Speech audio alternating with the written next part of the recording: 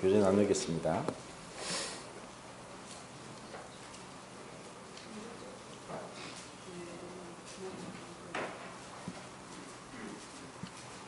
자, 7절 우선 읽겠습니다.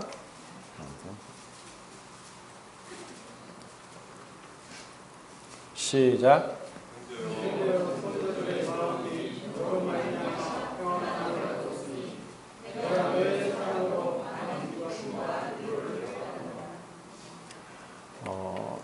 지금 이제 빌레몬은 자신의 개인적인 가정에서 일어난 그 종이 오네시모가 도망을 갔습니다. 그런데 이제 그 뒤에 이제 바울이 말하기를 도망갔다는 표현을 하지 않고 떠나갔다, 잠시 떠나갔다 이렇게 하는 것 이제 나오는데, 그러면서 주인의 돈을 훔쳐서 갔습니다. 근데 그 금액이 얼마인지 모릅니다. 근데 그런 상황 가운데서 또 빌레몬은 그 성도들 간의 그 관계에 있어서 사랑으로 행하고 또 성도들로 하여금 기쁨과 위로를 얻게 했습니다. 자, 이것은 굉장히 그 단순히 그냥 지나칠 문제가 아니라 그 그리스도인의 삶이 어떠해야 되는가를 빌레몬을 통해서 우리는 볼 수 있습니다. 우리는 살아가면서 예측치 못한 또 전혀 생각지도 못했던 많은 일들을 당합니다. 때로는 억울하게 또 누명도 뒤집어 쓸 수도 있고, 그리고 큰 손해를 볼 수도 있고, 또 여러 가지 어려운 그 역경을 만나기도 합니다. 그리고 그것이 뭐 개인적인 어떤 건강일 수도 있고, 또 아니면 어떤 사업적인 실패일 수도 있고, 또 인간 관계에 있어서 배신을 당할 수도 있고, 그런 많은 일들을 당하는데, 지금 빌레몬 같은 경우는 굉장히 이제 큰 손해를 봤죠. 왜냐하면 종이 그 금액이 얼마이든 그 당시에 로마 시대의 법으로 종은 재산과 같습니다. 그런데 그 종이 배반하고 또 얼마의 돈을 훔치고 도망갔습니다. 또 이와 같은 상황 가운데서도 빌레몬의 신앙은 흔들림이 없었습니다. 그리고 이런 가운데서도 그 주님을 사랑함으로 비록 자신에게 어려움이 왔지만 성도들에게 변함없이 그의 신앙을 삶을 통해서 증거했습니다. 우리는 입으로도 삶의 간증을 할 수 있고 구원 간증을 할 수 있습니다. 그런데 그 입술로 하는 것은 잠시고 잊어버립니다. 그리고 그 입술로 하는 것이 사실 다 온전하게 그대로 자신의 어떤 마음을 반영했다고 할 수 없습니다. 그 삶으로 인해서 그 삶의 태도와 자세와 그리고 다른 사람들과의 관계에 있어서 어떻게 자신의 신앙을 표현하는가, 간증을 하는가, 이게 진짜 간증입니다. 그런 삶의 어떤 간증에 있어서는 그 사랑이 오래 참음으로, 온유와 겸손으로 나타납니다.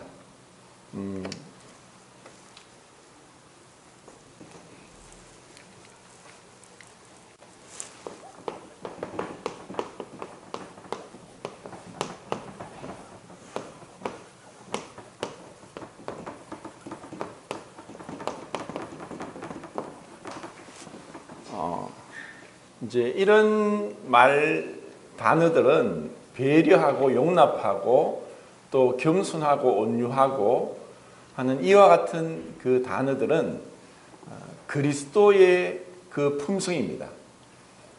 그리스도를 믿는 그리스도인, 성도의 삶, 하나님의 자녀, 구원받은 거듭난 하나님의 자녀들은 이런 삶의 모습이 드러나는 것이 정상입니다. 근데 지난주에도 제가 두 가지 부사를 말씀드렸는데 다시 한번 쓰겠습니다.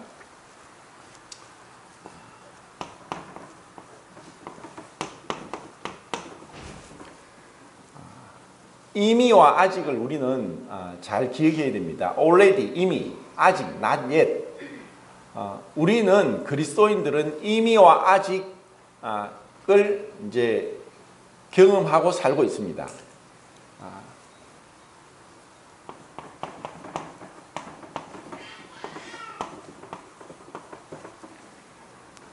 이민은 우리의 신분입니다. 이것은 전에 요한일서를 하면서 칭의라고 했는데 칭의와 같습니다. 이것은 단번에 은혜로 우리 어떠한 공로도 없이 행위도 없이 하나님의 은혜로 우리는 예수 그리스도와 동일한 의를 옷 입게 되었습니다. 이것이 이 신칭이 믿음으로 우리가 의롭다함을 받은 것입니다. 그리고 이것은 조금도 부족함이 없습니다.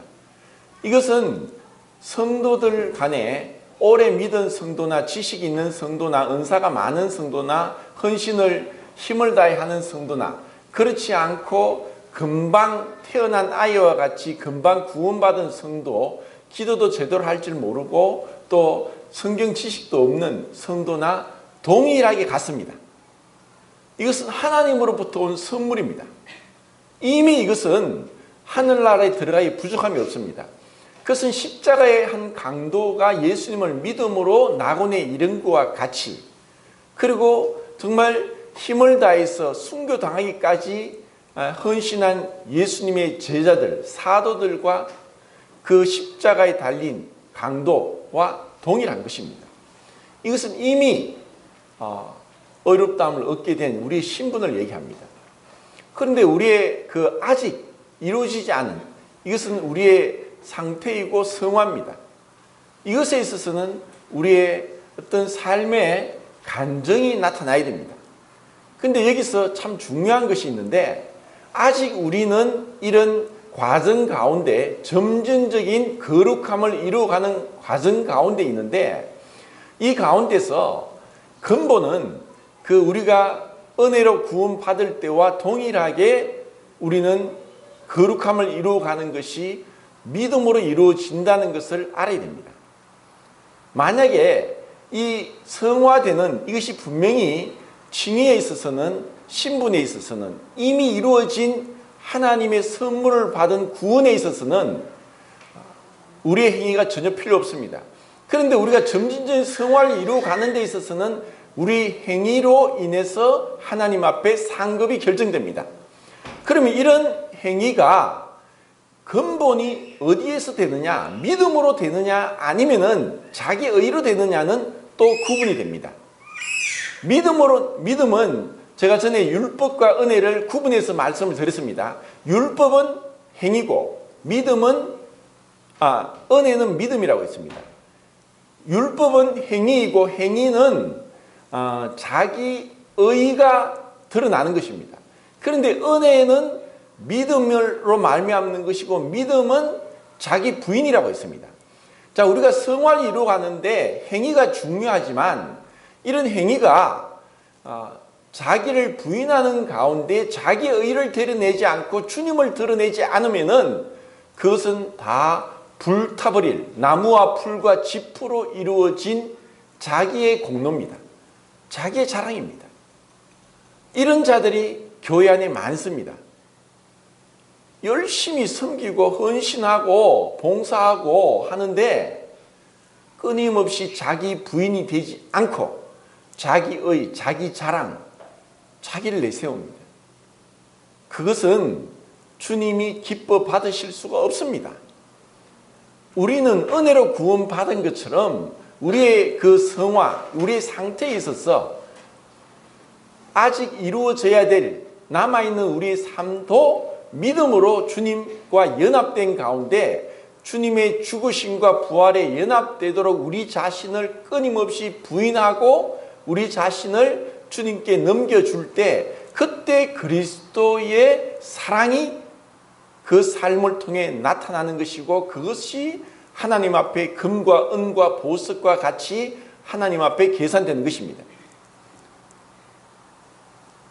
그렇기 때문에 정말 그 사람이 구원 칭의로 신분적으로 하나님 앞에 이미 구원받은 자인가를 증가하는 것은 입술의 고백과 그 삶의 그 모습을 통해 나타납니다.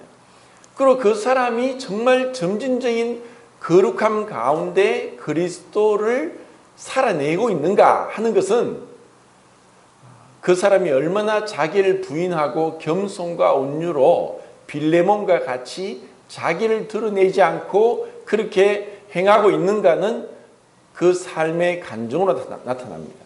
이것이 성도들에게 기쁨과 위로가 됩니다. 뭔가 열심히 은사가 많고 또 봉사도 많이 하지만 정말 주님을 드러내고 주님께 영광을 돌리지 않고 내가 했다. 내가 이렇게 헌신하고 내가 이렇게 힘을 다해 주님을 섬기고 이렇게 많은 은사로 능력을 나타낸다 하는 자들이 많습니다. 그것은 주님이 기뻐 받으실 수 없습니다. 정말 향기로운 냄새. 우리는 매주마다 떡과 잔을 대하면서 주님의 완전한 희생, 죽음, 주님이 하늘의 미랄로 죽으시고 많은 열매가 맺어진 그러한 아름다운 주님의 사랑의 결과를 봅니다. 그리고 주님이 완전히 으깨어지고 가루가 되고 그것이 불에 구워져서 생명의 떡이 되었습니다. 그리고 이 생명의 떡이 지금 우리에게 양식이 됩니다. 이런 주님의 모습처럼 자신이 부인되고 으깨어지고 또 자신의 교만함, 자신의 어떤 의, 또 자신의 어떤 그 고집과 체면이 십자가로 처리되지 않으면 그 사람은 아직까지 어린아이입니다. 우리는 시간이 지날수록 함께하는 시간이 많을수록 우리 안에 숨겨진 이런 옛사람의 습관들 그리고 부인되지 않은 그 교만과 고집과 생각과 편견과 비판들이 나타납니다. 그것을 우리는 숨길 수 없습니다. 그런데 얼마나 그것을 빨리빨리 돌이키고 십자가로 처리하면서 주님의 우리를 향한 겸손과 온유와 또 용납하심과 또 배려하심을 우리 삶 가운데 나타내는가는 그 사람의 신앙의 성숙도에 달려 있습니다. 이것이 없으면은 정말 안타깝게도 불타버릴 부끄러운 구원 가운데 그가 행한 모든 헌신들은 불타버릴 것이 분명합니다. 그리고 또 여기서 중요한 것은 빌레몬은 자신의 개인적인 그런 가정에서 일어난 일이지만 그 가정에 있는 교회 성도들이 다 알고 있습니다. 이것은 하나님의 빛이시면 하나님이 빛이시고 또 하나님은 빛이시기에 우리가 빛의 자녀로서 어두운 가운데 있지 않고 우리의 삶이 오픈되고 드러나는 것입니다. 정말 우리가 주님을 닮고 주님 가까이 가고 연합되려면은 우리가 숨기는 게 없어야 되고 진실을 말해야 되고 거짓이 없어야 되고 또 우리 삶이 분명해야 됩니다. 자신의 삶은 거짓 가운데 그리고 속임 가운데 그리고 많은 죄가 있는 가운데 숨겨져 있다면 그것은 진정한 성도들의 기쁨과 위로가 될 수 없습니다. 그래서 교회 안에서 주님을 위해 봉사하고 쓰임받는 것은 은사가 많다고 해서 되는 것이 아닙니다. 은사는 부족해도 주님의 마음으로 이와 같은 모습이 친절함과 온유와 겸손과 배려함과 용납함과 그러한 모습들이 있다면 은사가 부족해도 주님께서 성도들에게 기쁨이 되게 하는 것입니다. 제가 1년에 한 번씩 그 전국 장로 수양회를 갑니다. 그러면은 꼭 이제 방 배정에 5명 들어갈 때도 있고 10명 들어갈 때도 있고 수양관의 그 장소에 따라서 다릅니다. 그러면은 어떨 때는 이제 비슷한 또래끼리 이제 방 배정이 되기도 하고 아니면은 나이가 80부터 쭉 해서 30까지 이렇게 다양하게 방배정을 하기도 합니다. 근데 그때마다 저는 새로운 사람들을 만나게 되고, 그리고 우리 모임이 그렇게 크지도 않지만 뭐 강사로서 복음 집회 또 성도 집회 강사로 다니는 분들이 한정되어 있고 그 외에는 대부분 잘 모릅니다. 그래서 별로 잘 모르는 분들인데 같이 생활하면서 3박 4일 동안 그들이 어떻게 그 짧은 기간에 그 숙소에서 행하는가를 보면서 저는 많이 고개가 숙여질 때가 많습니다. 분명히 이분들은 그렇게 뭐 강사로 다니는 은사가 특출나지도 않지만 한 지역 교회에서 오랫동안 장로로서 형제로서 섬겨왔던 분들인데 저보다 10살, 20살이 심지어 뭐 그 30살 가까이 나이가 많으신데도 불구하고 얼마나 겸손하게 먼저 자기가 수고하고 또 먼저 자기가 그 뒤로 물러가서 배려해 주면서 또 제가 또 잘 안 보인다고 해서 그렇게 나이 든 사람들이 오히려 저를 섬겨주는, 마치 종과 같이 섬겨주는 이러한 모습을 대할 때 참 고개가 숙여집니다. 그래서 정말 주님 앞에 가서 주님께서 평가하시는 평가는 우리가 지금 보는 평가와 너무나 다르다는 것은 분명합니다. 우리는 드러난 것을 봅니다. 근데 그것은 빙산의 일각입니다. 한 10% 정도는 드러나지만 숨겨진 것은 90%입니다. 우리 마음 중심에 얼마나 그리스도를 사랑함으로 주님의 마음으로 행하느냐, 그리고 드러난 것이 아니라 숨겨진 우리의 개인적인 삶에 있어서, 그리고 다른 성도들과의 관계에 있어서, 그리고 이 세상 사람들에게 야, 저 사람은 진짜 믿는 사람 같다, 저 사람 같으면 나도 한번 교회 나가보겠다, 내가 당신을 보니까 정말 어떻게 하면 믿을까 하는 마음이 든다고 하는 그러한 그 칭찬과 또 그런 그 평가를 받지 못한다면은 우리는 신앙을 다시 돌아봐야 됩니다. 내가 당신을 보니까 교회는 다시는 가기 싫다, 나는 그런 하나님 믿지 않겠다. 아니 그래, 당신은 교회 가기 전에 당신의 복장부터 고쳐라. 이렇게 손가락질 받는 소위 그리스도인들이 많습니다. 우리는 어떤 자입니까?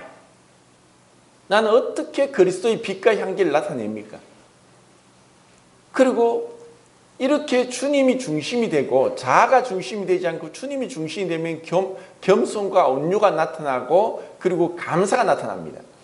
그런데 주님이 중심이 안 되고 비록 우리가 은혜로 구원받았다 할지라도 자기가 중심이 되면서 자기 부인이 되지 않고 십자가로 자신을 처리하지 못하면은 비판, 그리고 불평, 원망, 이런 마음들이 계속 일어납니다.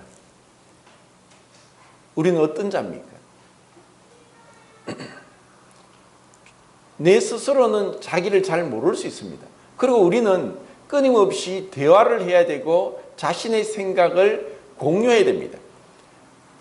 어떤 사람도 자신이 아무리 골똘히 생각하고 성경을 읽고 기도하고 했다 할지라도 그 생각이 다른 사람에게 드러나고 공유되면서 객관적으로 인정받기 전까지는 불완전합니다.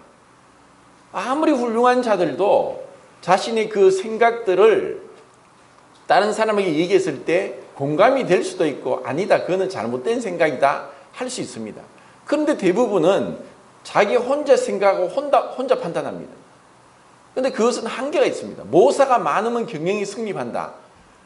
우리는 여러 머리를 맞대고 나는 이렇게 생각합니다. 아, 그렇습니까? 그럼 그 부분은 조금 너무 주관적이고 또 객관적이 없습니다. 그리고 다른 사람이 이런 부분에 조금 그 어려움을 끼칠 수 있고 배려해야 됩니다. 제가 영적인 녹내장 얘기를 하는데 우리 한국인의 음식 중에 비빔밥이 참 맛있죠. 근데 비빔밥을 제가 비비면서 많은 실수를 해서 처음에는 몰랐습니다. 앞에를 보고 이제 밥을 비비는데 분명히 앞에는 비비졌는데 뒤에는 다 흘렀습니다. 왜냐하면 한쪽은 보이는데 한쪽이 안 보이니까. 그래서 밥을 비비는 게 겁이 납니다. 분명히 이제 정신을 차리고 똑바로 보고 비비는데 뒤쪽이 다 흘러내립니다. 자, 이것이 우리 그리스도인들은 여러 부분에 있어서 생각을 해야 됩니다. 옛날에 그런 얘기가 있었습니다. 여러 아들을 둔 어머니가 한 아들은 우산 장수고 한 아들은 치심 장수입니다. 그러니까 비가 오면은 우리 한 아들은 우산을 팔아 좋은데 치심 파는 우리 아들은 또 공치겠구나 이렇게 걱정합니다. 근데 해가 쨍쨍 쬐면은 치심 파는 아들은 장사가 잘 되겠는데 우산 파는 아들은 공치겠구나 이렇게 생각을 한다죠. 뭐 가지 많은 나무가 바람 잘 날이 없다고 뭐 여러 가지가 많을수록 자식이 말해서 걱정이 많은 것이 맞습니다. 뭐 무자식이 상팔자라는 말도 맞는데, 그런데 우리는 교회 안에서 어쩌면 여러 다양한 사람들의 형편과 감정과 생각과 그들의 기질과 이러한 것들을 고려하고 할 필요가 있습니다. 그러다 보니까 이것이 옳고 그름의 문제가 아니라 마치 이것은 부부도 같죠. 부부도 너무 다른 사람들인데 함께 살려면은 내가 양보해야 됩니다. 내가 이것이 옳고 좋은 것일지라도 배우자가 싫어하고 힘들어하면은 내려놔야 됩니다.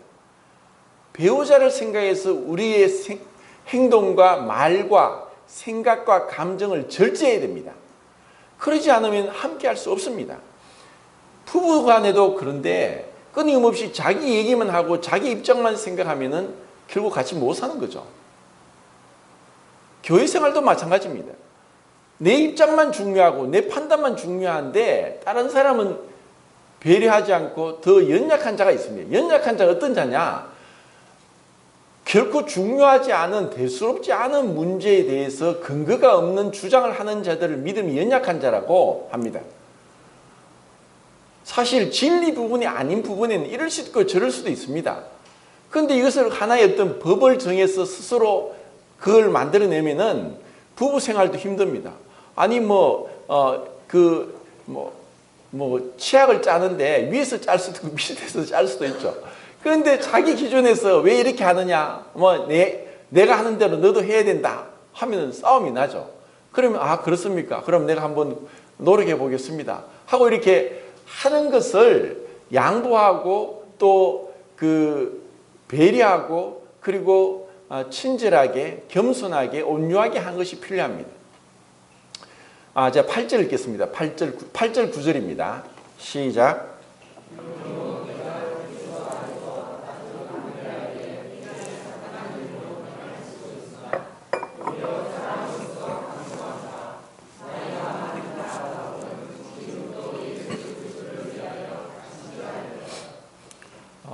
제가 앞에 개관할 때도 말씀을 드렸는데 바울이 이제 담대하게 말하는 것은 사람 앞에 솔직하게 담대하게 할 때도 있고 하나님 앞에서 양심적으로 거리낌 없이 담대하게 행할 때도 있는데 지금은 이제 사람 앞에서 담대하게 이야기합니다.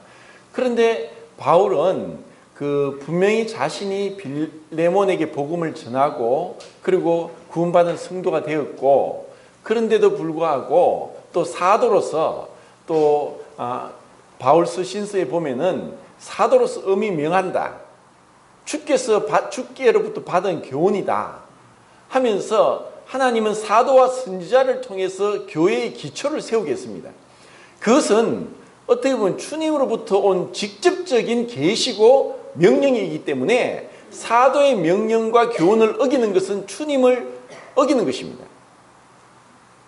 사도로서 분명하게 내가 복음을 전하고 구원받은 빌레몬에게 명령한다. 사도의 권위로서 내가 명령하니까 내 말을 들으라 라고 한 것이 아니라 그는 형제로서 또 주님께 말씀을 전함으로 갇힌 자로서 5번이나 언급하면서 이 편지를 빌레몬에게 겸손하게 그리고 온유한 가운데 이 편지를 쓰고 있습니다. 이것은 정말 우리에게 권위는 필요하지만 권위주의가 되면 문제가 됩니다. 만약에 교회에 권위가 없으면, 가정에 권위가 없으면 난장판이 되죠. 어떤 사회에도 권위가 없으면 무질서해집니다. 국가의 권위가 없어지면 무부천지가 됩니다. 혼란이 옵니다. 제일 무서운 무정부 상태로 국가가 가면은 혼란이 옵니다. 교회도 마찬가지입니다. 근데 그 권위가 주장하는 권위 또 다른 사람에게 어떤 갑질하는 권위가 아니라 주님과 같이 온유하게 겸손하게 제자들의 발을 씻기면서 사랑으로 행하는 권위가 있을 때 그때 자연스럽게 나타납니다. 그리고 부부간에도 마찬가지입니다. 내가 남편인데 아내 보고 말씀에 10번이나 나왔지 순종해. 내가 머리니까 당신이 나한테 순종해야 돼. 한다고 해서 순종이 되는 게 절대 아닙니다. 왜 부부간에 갈등이 있습니까? 아니 이 아내가 왜 남편의 머리를 순종하지 않지? 하고 무시하면은 아내는 똑같이 내가 나를 사랑하지도 않는 당신을 왜 존중하고 순종하냐 하고 이렇게 나옵니다. 그리고 아내도 남편이 나를 사랑하지 않는데 내가 순종할 수 없고 남편도 아내가 나를 존중하지 않는데 사랑할 수 없다는 것이 이렇게 해서 다람쥐 쳇바퀴 돌듯이 부부간의 갈등이 깊어집니다. 근데 말씀에 순종해서 내가 남편께 순종하는 것은 주님께 순종하는 것입니다. 내가 아내를 사랑하는 것은 주님이 그리스도께서 교회를 사랑해서 자기 목숨을 버린 것 같이 그 사랑으로 아내를 사랑하는 것이 사랑입니다. 그러면은 아내가 나를 존중하지 않더라도 주님께서 교회를 위해서 자기 목숨을 버리신 같이 사랑하면은 아내는 정말 주님께서 남편을 존중하도록 만드십니다. 이것이 성경의 약속입니다. 아내가 남편의 사랑을 받지 못해도 말씀에 순종해서 머리인 남편에게 순종하고 존중하라고 해서 존중하고 순종하면은 아내는 이런 남편의 존중과 순종을 받을 때 아내를 위해 희생하는, 헌신하는, 자기를 내어주는 사랑을 할 수 있게 됩니다. 이것은 교회도 마찬가지입니다. 교회에서 내가 장로니, 내가 교사네, 내가 먼저 구원받았네 하면서 섬김을 받고자 하면은 사실 다른 사람들로부터 판단을 받고 또 냉소적인 그러한 비판을 받기 십상입니다. 정말 주님 말씀대로 너희가 섬김을 받고자 하면 섬기는 자가 되고 너희가 첫째가 되고자 하면 마지막 말자가 되라.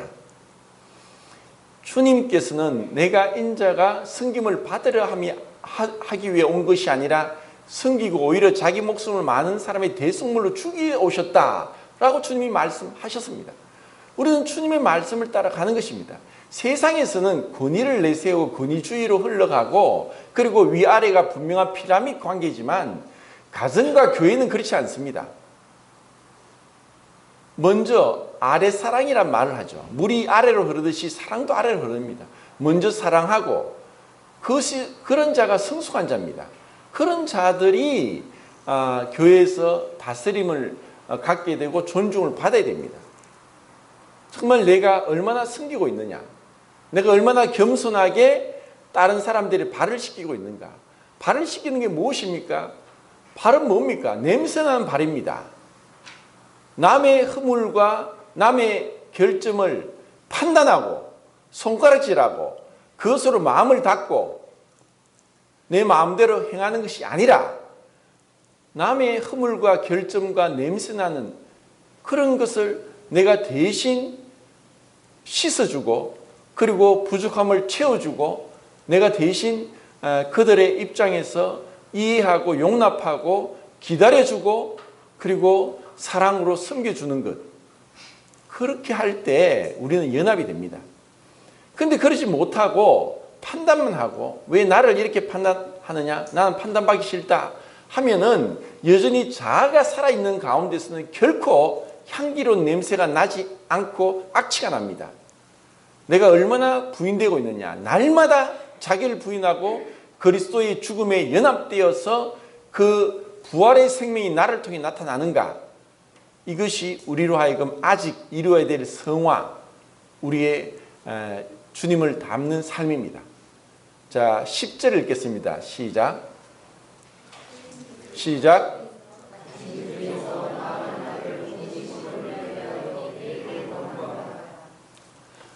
누가 마이크를 잡고 읽어야 되는데 제가 이걸 수십 번을 들었는데도 나이처럼 못 외워가지고 잘 모르겠네요. 10절을 좀 마이크 잡고 좀 크게 한번 읽어봅시다. 시작.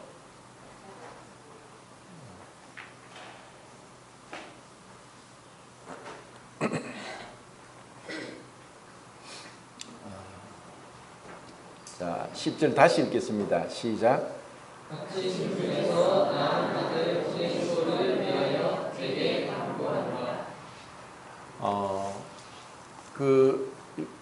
바울은 지금 빌레몬에게 참 간절한 마음으로 또 정말 예의를 갖추고 그리고 혹시나 이것이 또 잘못될까 하고 이렇게 간구를 합니다. 그리고 이것을 빌레몬 개인에게 편지를 쓸 뿐 아니라 빌레몬 집에 모이고 있는 성도들에게도 같이 드러내놓고 얘기합니다. 이것은 참 중요합니다. 그리고 나서 이제 나중에 오늘 아침에도 16절, 17절 말씀을 올렸는데 주님이 행하시는 것은 어떤 사회 제도나 정치 제도를 바꾸는 게 아닙니다.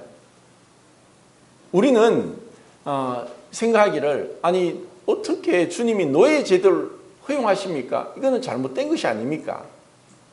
분명히 잘못됐습니다. 그런데 지금 바울도 그렇고 이 노예 제도를 찬성하는 것도 아니고 또 지지하는 것도 아니고 그 사회는 어느 사회든지 문제가 없는 사회가 없고 이 땅에서 유토피아가 없고 이 땅에서 어떠한 정치적인 제도도 완전하지 않습니다. 주님이 오시기 전까지는 불완전합니다. 그래서 그 제도를, 사회 제도를, 정치를 바꾸는 것이 그리스도의 역할이 아니라 그 가운데 순응하면서도 정말 그리스도의 마음으로 행하는 것입니다. 지금 우리는 노예 해방을 1863년도 1월 1일 날 아브라함 링컨이 노예 해방을 선포합니다. 1863년도입니다. 그런데 그러기까지 남북 전쟁을 통해서 서로 같은 국민이 서로 힘을 다해 싸웠습니다. 그래서 이야기를 했죠. 남군도 예수님을 믿고 북군도 예수님을 믿습니다. 그래서 북군인 그 군사가 링컨에게 이야기했습니다. 제가 오늘 또 전쟁에서 기도했는데 하나님께서 우리 북군의 편을 들어주셔서 노예 해방이 되도록 승리하도록 해주십시오. 기도했다고 했습니다. 그때 링컨이 뭐라고 했느냐? 그렇게 기도하지 마세요. 우리가 하나님 편이 되도록 기도해야 된다고 그렇게 얘기했습니다. 다 하나님을 믿고 또 남군은 남군대로 북군은 북군대로 자신의 정당성을 내세우면서 전쟁을 하면서 많은 사람을 죽였습니다. 노예 해방을 위해서 여러 가지 다른 문제도 있었습니다. 그런데 정말 우리가 항상 주님이 나의 편에 들면은 나와 의견이 다른 사람들은 그러면 주님을 믿는 사람이 아닙니까? 동일한 성도입니다. 그래서 이것이 배려가 필요하고 용납이 필요하고 겸손이 필요하고 자기 부인이 필요합니다. 내 입장에서 아무리 좋더라도 연약한 자가 다치면 그 연약한 자를 돌아보고 배려해주고 기다려주는 것입니다. 교회는 선교단체가 아닙니다. 어떤 목적을 위해서 그냥 결과만 중요시하고 결과지향주의가 아니라 과정이 중요하고 그 가운데 주님이 함께 하십니다. 이것을 우리는 배워야 됩니다. 시간이 다 됐죠. 지금 소리가 안 나네요. 이제 말씀을 정리하겠습니다. 그 1863년도의 노예 해방은 많은 피를 흘리면서 치러진 것입니다. 그런데 2000년 전에 진정한 노예 해방이 뭔가를 가르쳐주고 있습니다.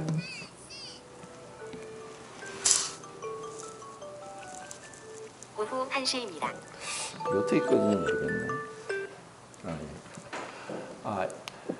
진정한 노예 해방은 노예를 노예 상태에서 해방시켜 주는 것이 아니라 노예를 아들로 형제로 받아들이는 것입니다.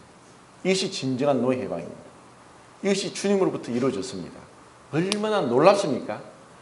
주님이 원하는 것은 어떤 사회 제도나 정치 제도를 바꾸는 것이 아니라 종된 자가 아들이 되게 하는 것입니다. 빌레몬서에서 두 가지 중요한 교리, 정과 교리와 화목 교리가 나옵니다. 우리는 죄의 종이었습니다. 사단의 종이었습니다. 죽음의 종이었습니다. 그런데 이런 죄와 사망과 사단의 종을 예수 그리스도의 희생으로 아들이 되게 했습니다. 오네시모는 빌레몬의 종이었는데 돈을 훔쳐 도망갔습니다. 로마법에 의하면 이 사람은 맞아 죽습니다. 그런데 바울은 감옥에 갇혀있는 가운데 오네시모에게 복음을 전했고 이제 그냥 복음을 전해서 구원받은 성도가 아니라 아들로서 자기는 받아들입니다. 그리고 이 오네시모를 위해서 주인인 빌레몬에게 이렇게 겸손하게 온유하게 편지를 쓰면서 오네시모를 이제 더 이상 종이 아니라 아들, 형제로 받아주기를 간청하고 있습니다. 얼마나 아름답습니까? 주님께서 우리에게도 이런 아름다운 그리스도의 빛과 향기가 나타난 삶을 살 수 있도록 은혜를 주시길 바랍니다.